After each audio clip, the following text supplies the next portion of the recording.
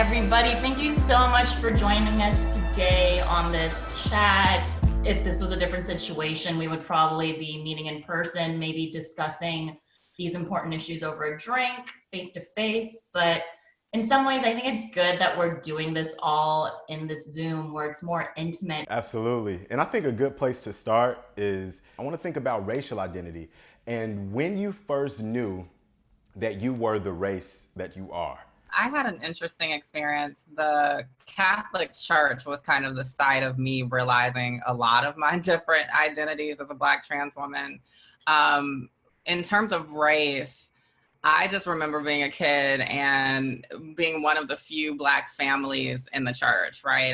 And most of the other families were white families. So that was the first sight for me. And I remember when I had an afro, when it was not like cool to have natural hair when many millennials were like super young. Now it's a cute thing, but I remember being teased, and there was a white boy who I was friends with, and one of the ways he was trying to like signal that he was cooling down because he was new with the white kids at church was to start singing Bad Bad Black Sheep anytime I would walk around. And it was like in reference to my Black 4C kinky hair. And so I remember that being a moment of like, wow, all the racists aren't just gonna die off in like 5 years. Like they're still here, honey. I think for me, a story that really put into perspective for me being an Indigenous person in the United States has to do with hair as well. So I was in Chicago where I got my art degree, and I was first week there, I was at art school. I was all ready to go. I was super green, super country. And I got on the elevator in this building in downtown Chicago, and this girl gets on with me. And she's non-native, and she said, "You have really pretty hair. What are you?" You know? And I said, I'm Lakota. Thank you, I'm Lakota. And she didn't know what Lakota meant. So I said, I'm Native American. And then she looked at me confused, and she said, "You guys are still alive?" She thought we were extinct. You know, so here we had college-educated adults thinking my identity doesn't even exist anymore. So I think that was the first time where I was like, whoa, the world views me a lot differently than I view myself, and I need to figure this out. For me in kindergarten, I remember overhearing my kindergarten teacher talking to another teacher about how I was the Mexican girl in class who didn't learn English, but I'm Costa Rican. And it actually took me until like second grade to fully speak English, and out of the pressure of the way she would yell at the students that didn't speak English, I think that's why I learned. And that's pretty like overwhelming to even talk about because I didn't realize it until later on that she was actually really like the way she taught was like out of pocket. For me personally, like I grew up with a very white mom. Like she's like the whitest woman I know. She's got red hair. I have a little red facial hair. Every once in a while it pops up, but like my dad's like Indian. So then we had like a divorce family growing up, and I moved away with my mom. And when I was moving with my mom, I remember like the kids would like harass me, and my teacher thought I was adopted. And so I never knew what the word like adopted meant as a kid until like fourth grade when it was like happening. But kids were like, "Oh, he's adopted because the teacher said he's adopted." And I was like, "Mom, what's that mean? Like, what do they mean like adopted?" And because I didn't look like my mom, it was like a conversation piece of like, "Oh, there's this boy in our class who looks different than us." Here I am being 8, being like in the 4th grade, being aware of my surroundings more. It's interesting to hear everyone talk about how we've all come to understand ourselves racially, because it's almost like, how do we define our raciality outside of like a racist system or construct? Like every story is about a time in which we were hurt. And I think for myself, understanding my Blackness definitely came from that, where I would have childhood friends who were like, "Why is your skin different than my skin?" But I think for me, especially growing up in a pro-Black household, I always knew I was Black, but I didn't until I was probably in my preteens really understand that Blackness was other, that Blackness was different, or that even within the context of Blackness, that there were different types of Black. So I grew up in a largely immigrant neighborhood where my friends were from the Caribbean or from West Africa, and as a Black American, I was the minority.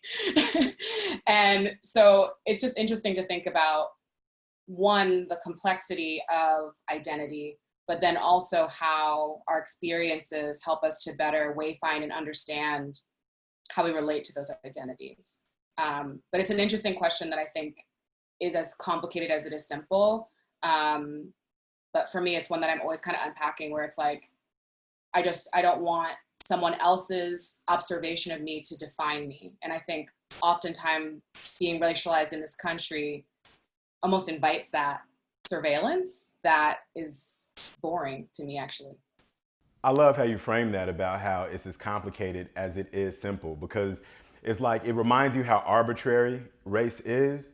But once that switch goes off and you realize that there are these different dividers between us, it's hard to unsee it. I'm curious to know, for the queer community, how does your racial identifiers help you to unpack some of these other identifiers that have become interwoven into your identity as well? You know, how do you figure out what it's like to move through the world as a queer person with your particular racial identity as well? I think for myself, as a person who is kind of constantly interrogating how I identify across the spectrum of gender, I guess race plays into it, especially the parts of my identity that are really seated in the radical tradition of Black lesbians and Black lesbian feminists. Being a representative of that community is something that I feel deeply proud of. First, I am Black, next I am woman, next I am queer. But I think in general, the question doesn't sit super well with me, because I think all of us should be interrogating our genders. All of us should be interrogating the ways in which we want to present to the world, because we have the right to do so. And I think that's a right that we all have to make a commitment to defending for everyone else. I love everything that Kimberly said, as I usually do. And I agree. I mean, I think that our task is getting folks to understand that it's not just queer and trans folks and non-binary folks and gender expansive folks who will be liberated when we destroy the gender binary as it stands, right? It's everyone who will be liberated as well. So when I'm talking about Black trans power and I'm talking about Black trans liberation, that is a liberation that everyone is bound up in. There's such a richness of complexity of gender in Black and brown cultures around the world that was demolished by colonialism and white supremacy and capitalism. And so we have to be having a real conversation about the fact that a lot of what we're also talking about is not completely new. A lot of it is ancient sacred history that we're resurfacing. Honestly, I really like what Raquel just said too. And I'm gonna echo a bit of that what I'm doing to me is ancestral. You know, I don't really identify with the word activist too much because, you know, I speak about things like land issues and colonialism and genocide of my people because I care and I care about my people and it affects my life. I'm rooted in these issues. It isn't like just something I'm looking at and commenting on. Like I'm deeply rooted in this community and these issues. So when people call me an activist, you know, I don't say no, but I bring up the point, if caring about my community and caring about water rights, caring about people's humanity makes me an activist, what are we saying about society, you know? How has your identity played into what people expect of you, and how has that affected the way you move through the world? Whether it be to live up to those expectations or go the completely opposite way and say, nah, I'm gonna buck the system because I don't have to fit into this box that the world has put me in. For Asian Americans, we move through the world where people think that we're this model minority. And then what it really does is, as we've been talking about, erasing just like this giant portions of who we are. And so we have people like the refugee community, for example, who after the Vietnam War got resettled in places with very low funding. And so this is how communities get pitted against each other. There's no resources on either side. They're fighting for just this little bit. There's no mental health resources, no language resources. There's nothing to really integrate our people into this new world. And so what happens is you have this idea of this perfect minority, but at the same time, you're not helping, you know, this group either. And so there's a huge disparity in Asian America from these kind of ideas. And I feel like it's really, that's kind of a very defining thing throughout our people, where it's like there is this giant idea of what America really thinks of us, and then there's the reality, which is like For example, in New York City, Asian Americans have the highest poverty rate. But over a 13-year period, we got roughly 1% of the city's social service funds. And it's largely due to the fact of, we take really bad data on Asian Americans. And also there is this perception that we don't need any help. And so, yeah, this whole idea of this perfect minority, who does it serve? And, how much does it actually really hurt people? Also, to expand on the conversation of the model minority, it behooves us to really think about what the model minority is supposed to do in the larger mechanism of white supremacy, because the model minority is really only for to designate a particular group's proximity to whiteness as a construct. And I think about this being a Black man often, and just the ways in which intra-racially, intraculturally, Black folks have adopted a model minority within swaths of our own community in order to tout respectability politics that further marginalize those on the fringes, like the trans and queer community. Because of proximity to whiteness, that trope has to be abolished altogether. No, that was great, because I was thinking about this idea of proximity to whiteness as well, and how it props up whiteness as something to aspire to. But I think some of the resistance, and Tyree, correct me if I'm wrong, but I feel like in Black communities, I think some Black folks resist allyship out of resentment for how they perceive Asian Americans pass and feed into their ability to get into the proximity to whiteness. I know I'm saying something that's kind of inflammatory a little bit, but I want to really break this down. Like, have there been opportunities where you've seen Asian Americans leverage their ability to conform in a way that Black Americans can't, or in a way that, and how does that complicate this fight for racial equality? And I definitely want to open that up to everybody. I know I said a lot there too, so feel free to cuss me out.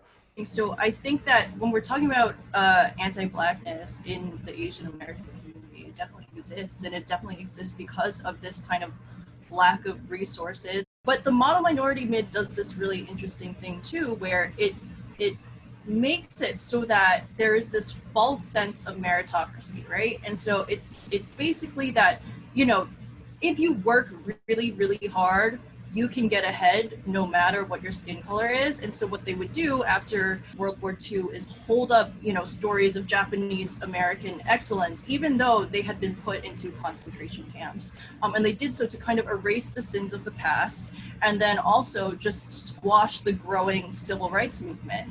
And so, as white supremacy kind of shifted forms there, Asian Americans, they had benefited from certain parts of this myth, because now, while it is, it might be easier for us to get in the door now. I think that when we're applying to certain jobs, statistics show that we have the easiest time getting in the door. The only problem is the model minority myth also makes it so that you're seen as, a quiet worker bee. So we are least likely to move up in any professional roles as well. Asian Americans, benefiting from kind of how this stereotype has taken form. We've also benefited from, we've benefited from Black civil rights movement.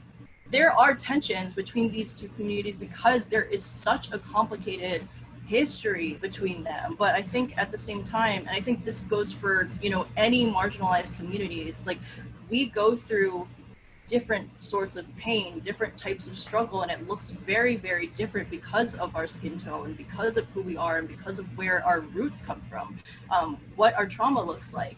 One group's struggle does not take away from another group's struggle, and the advances of one group oftentimes does lift up another group. I think also in the note of model minority, if we want to talk about being as good as we can be, and talking about the coronavirus, you have Breonna Taylor, who's an essential worker who was murdered in her bed. And so it's where are we safe, But the fact of the matter is that we are targeted in this time. There's so many of us, of many different walks of life, that we all have a duty to just be aware that it could be us.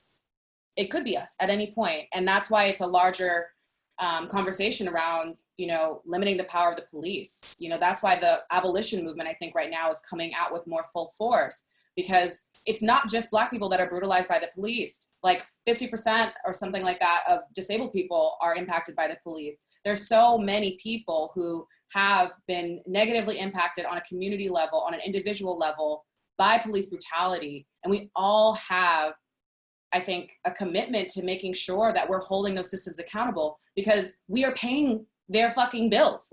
So it's so much deeper than just like some people are endangered and others are not. It's like literally we have a force of people who are out here criminalizing so many, brutalizing so many.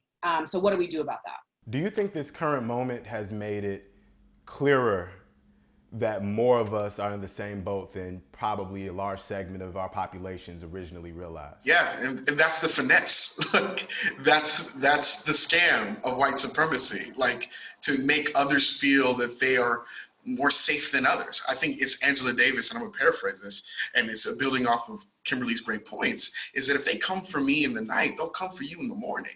And I don't think other communities have really reckoned with that reality. And I also really just want to lift up that, like, in all of these scenarios that we're talking about, historical and contemporary, like Black folks have continued to be the scapegoat for all of these communities, right? And like, and outside of like the indigenous community, irrespective of the political acts and the things that have occurred, I think real allyship looks like being accomplices in making sure that these model minority communities address their own anti-Blackness first before the incidents of George Floyd and Breonna Taylor and so many others occurs. Like, I don't think that this has to be coronavirus needed for us to have this reckoning. I think we all just needed to reconcile way before.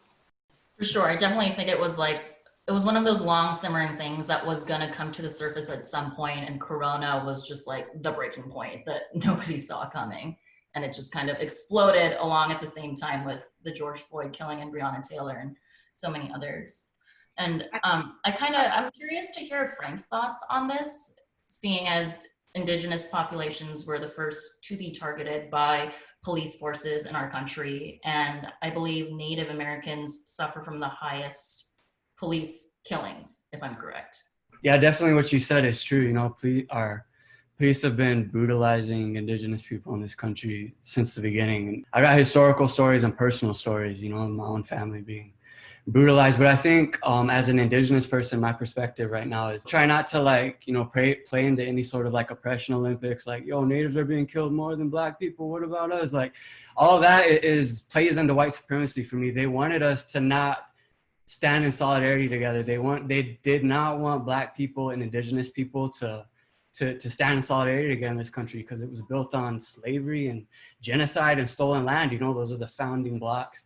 So, with the murder of George Floyd and how that erupted in a lot of protests, and finally, people really reconciling what police do to people, and especially what police do to Black people, and yeah, Indigenous people too. But I think, like we've been saying, for me, a win for one is a win for all of us. And I'll give you an example. A couple weeks ago or last week, the Washington Redskins announced they're going to change their name. And I honestly know that wouldn't have happened without everything that happened in the wake of George Floyd being murdered and all the protests that came. It was like momentum is building, and it's like, oh yeah, well, if we're going to reconcile with this, then we got to reconcile with this other stuff too, And so for me as an Indigenous person, we definitely are affected. We are murdered by police too. But I just try to uplift and stand behind the momentum that the Black Lives Matter movement has right now around that, and not take away, but say like, yes, like how can we stand in solidarity? Because if we address police brutality through the lens of Black Lives Matter, it doesn't matter if it's Black Lives Matter or Native people addressing it. If police get, abolished, it's a win for all of us. So that's how I look at it.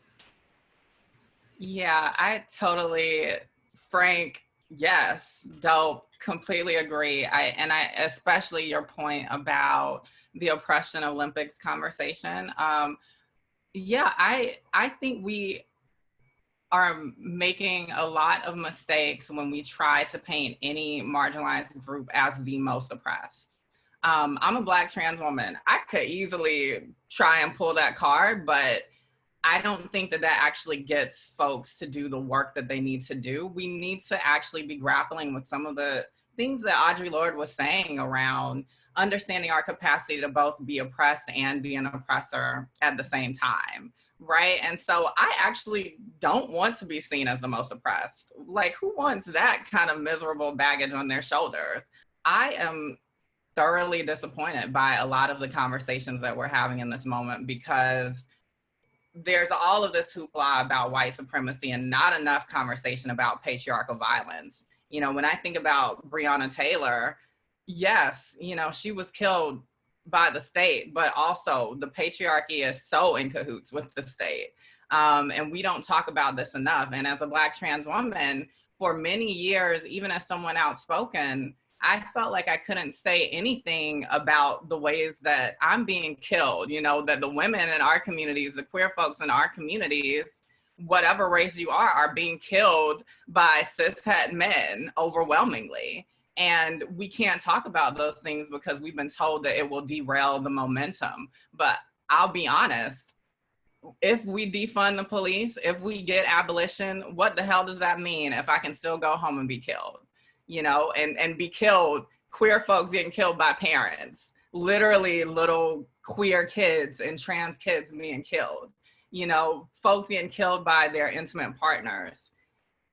That is violence. And if we're not having a holistic conversation on violence, many of us are not actually going to be saved if we get to the other end of this state violence conversation. I did want to ask Sara this too. Within the Black Lives Matter movement, in this moment, the same way as Yoonj pointed out, Asian American communities are seeing just how racist this country is. I think the Latinx community has been seeing it ever since Trump's run all the way through now. Not that, you know, the community was blind to it before, but I think it's especially visceral in the moment we're in now. What does allyship look like to you when it comes to the Black Lives Matter movement and the Latinx community? I think for me, it's been really addressing the fact that Black migrants are disproportionately targeted, especially being an organizer and like have worked on the ground and now having the privilege to focus on digital organizing. When you think of migration and when you hear migration spoken of from a lens of the Mexican population, and while that's a reality, you have pockets of migrants that really are just erased from the conversation, including Central American erasure, and you have Black Latinx who are also Central American.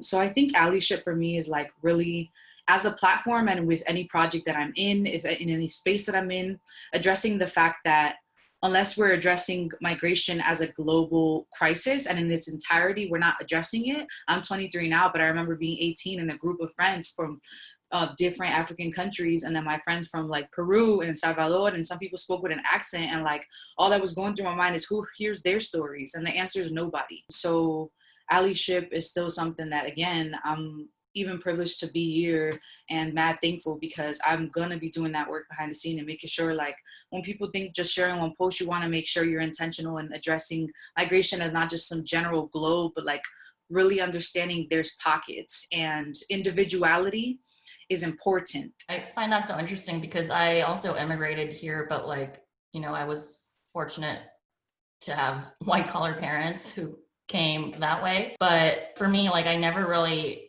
came to terms with my American identity until I had citizenship. Like, it was like a mental block. Like, I couldn't address other parts of myself until I knew for sure which country I belonged to. I'm not a citizen right now, right? And like my family doesn't even have DACA. So for me, it's just always been this thing where I'm like, well, I don't have it, and my parents don't have it, and they work their ass off. And my mom cleans houses still today. My dad's a mechanic, and it's just like, I don't really know what the question was, but I do know that for me, I'm past that. Like, I'm just like, citizenship is white supremacy because you are expected, and languages too, right? Like, even when we speak about the way we speak on communities in such an academic level, we've been talking about that lately. Like, the people who need to understand what's happening won't even get a chance to know that, let alone if their English is like broken. And it's just like all these complexities make it hard to even think about something like that. I think just off the bat, when I started organizing, I was like, oh yeah, what? Like, I was failing all high school, then I go to organize and find out all of the deepness that comes with migration and class levels of migrants, right? When you're a working class migrant, that's totally different. My mom doesn't complain when a white lady pays her 1/4 of what she's supposed to get for a mansion, right? My dad doesn't complain when the mechanic, the guy who asked for mechanic work. And then imagine Black migrants. And I don't have to imagine, my friends are that. The community I grew up in was predominantly Black. Black migrants are erased insanely in narrative. Central American erasure is insane. The border, migrant detention centers, that was critically Central American these past 2 years. And like, while I was there supporting in social media, my hands were shaking. It was just like, what are we doing in media when migration and Black migrants are not addressed head on? Like, there's Black migrants right now in detention centers, you know, like how more urgently can you share that if you're saying it's urgent? Yeah, I mean, with that, I'd love to hear from everybody else, like what the best ways or what your recommended ways for our generation to be good allies are to this movement. One thing that Sara and Kimberly kind of both touched on is kind of this issue of accessibility. I think coming from an immigrant family and a very working class immigrant family, I think that, you know, what Sara was saying before about how we do have some privilege in, you know, even how we're talking about these issues. We have the terminology, we're talking about it in an academic way, right? But then, you know, I remember coming back from college years ago, and my dad, he said some comment, you know dads, they say shit, right? And I'm like trying to tell him, he's like, that's like toxic masculinity, and he's like, what the fuck are you talking about? What is this word? Why, like, what are you saying? Like, the way in which we talk about things are not always accessible to those in our own communities, and that's why it's difficult, I think, for a lot of communities to be allies and to, you know, put in the work, because these resources are not in languages that they recognize. They're not in forms that they recognize. My father has never used a computer in his whole entire life. Like, it's just, we think about how, you know, when we're talking about these things, we have the language to banter back and forth, and we have this vocabulary, but I think it's very important to remember, you know, not everybody has that. And I think for me, the reason why a lot of my pieces are so heavy on historical context, and a lot of the reason why, you know, there is so much I pack in there is because, you know, when we don't have these words and we don't have these, you know, academic terms, a lot of the easiest way to really understand why something is the way it is going back and explaining where it has been replicated and what system it really looks like. What is the larger picture? And I think that has always been a much easier way for, you know, even my own parents to get what's going on right now. You know, why does the country look like this? You know, why are our people not always accepted? What is going on with the Black community? And I think, you know, to put things in terms and make it accessible for everyone, you know, in journalism right now, going forward is my mission, and just kind of centering voices that deserve to be centered and doing it in a way that doesn't sound so foreign to them. You know, I think that's the next step.